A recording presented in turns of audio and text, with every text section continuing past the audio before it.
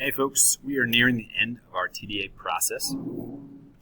Now that I've graded the TDA, you have your rubric in front of you, and you can kind of check it out, see what you did a great job on, see what you need to work on for the future.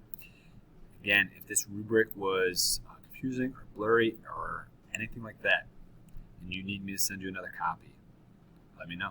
I can email it to you. But once you check out your grade, see how you did, you're going to move on to the reflection. It's the last thing I need from you. You're going to put your name, my name, the date, what period of the day you have me. If you're a core student, that's just first period. You can write core.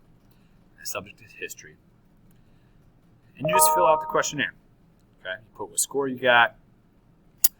You have some ratings here. Yes, somewhat, or no. So read the statements here. If you agree, put yes. If you're kind of in the middle, put somewhat. And if you disagree, put no. And then at the bottom, you answer some reflection questions. Based on the rubric and the feedback that my teacher provided, give 3 reasons why you earned the score. So check out the rubric, that'll let you know. Based on the rubric and the feedback provided by your teacher, what 2 things did you do well in writing your TDA essay? Check out your rubric for that. Based on the rubric and the feedback provided by your teacher, identify 1 area on which you will focus to improve your score on your next TDA.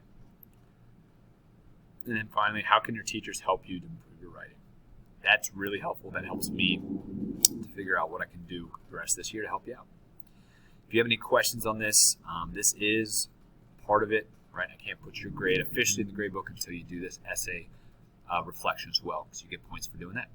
So let me know if you get stuck or have any questions, and I'll see you soon.